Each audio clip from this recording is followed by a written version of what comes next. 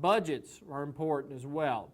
And developing a budget that reflects your operation. So one of the questions that I often get is, do I buy my replacement females, or is it better for me to raise those replacement females inside my operation? And it varies considerably. One of the things you do have to look at, and one of the considerations, is certainly the budget. And looking at what it would cost you to raise those replacement females. And so the costs are going to vary from operation to operation due to the resources on the ranch as well as the size of the operations too. So develop a budget based off of what your operation is. And one of the things that sometimes people forget about is, what's the value of that heifer at weaning? You have to start off with that, because she does have a value and an opportunity cost there. And then what's the cost to gain from weaning to breeding? Cost of the bull service, interest on those animals as well. Management considerations, the grazing and feeding costs from breeding to calving, any vet costs, but then also you've got to have some cost adjustments for culls and deaths as well. Has to be put in the picture.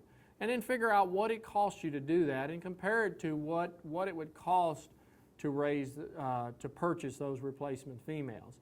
One thing that you always have to consider is that in the pastures that you're raising replacement females and developing replacement females, there could be, that's an opportunity to also raise mature cows as well.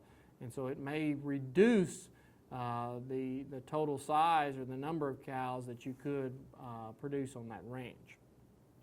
Some things to think about in replacement females alternatives. And so buying fresh weaned calves is an option.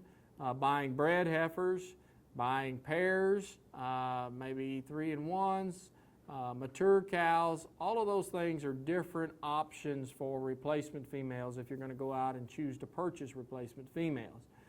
Some things to consider in looking at these different options. One, availability of those, that particular option that you're looking for.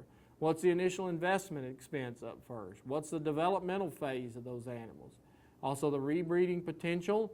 Whereas if you've got a mature animal that's already had a calf and is bred back, those are going to be your safest bet there versus a young animal that first calf heifer. What's the marketing flexibility of the culls? And then what is just the overall predictability of the production potential? Again, buying fresh weaned heifers as replacements versus a cow that's already had a calf, got a calf at side and bred for her second calf, there's a lot of more predictability in the animal that's already had a calf and it's already bred back. So those are some things to think about. Potential longevity of those animals. What's the potential for calving difficulty or death loss due to dystocia?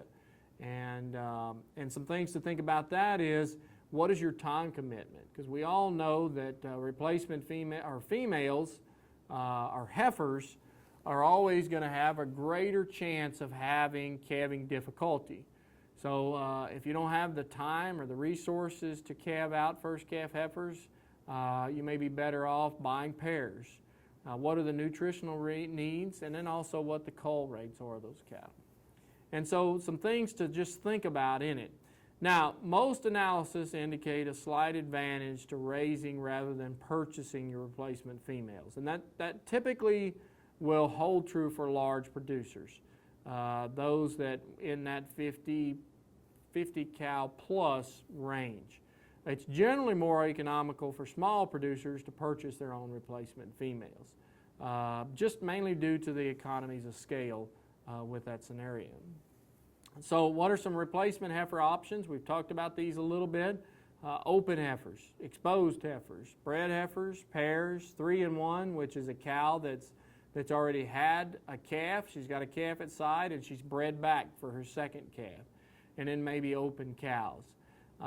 If we look at risk there, let's just take the open cows out because that could be the highest risk. Unless you know that they're open because maybe they were nutritionally stressed. But if we compare open heifers all the way down to the 3-in-1s, the open heifers are going to be the highest risk for breeding failure versus the 3 and 1s. Again, they're bred, they've had a calf, and they're also bred back for their second one there. So gives you some differences. Typically, open heifers are going to be a little cheaper than if we compared them to the 3 and 1s. And so some price differential there as well.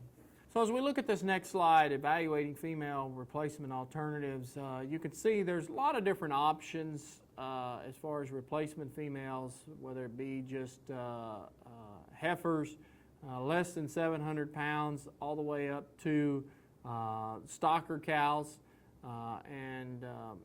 So there, if you look at those, there's some things and considerations among each of those. The developmental phase, rebreeding potential, maybe the market flexibility. So if they did not work out, what are the options there? For example, on heifers that are young heifers, there's a lot of more market flexibility. Because those cattle are young enough, they could, if they didn't breed the first time, then you could direct them into the feedlot, into a finishing program. So some things to think about there. So there's lots of things and considerations when you're trying to decide which of these options you want there.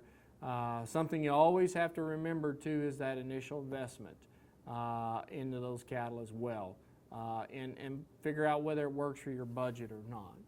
So with that, that wraps up our replacement female discussion.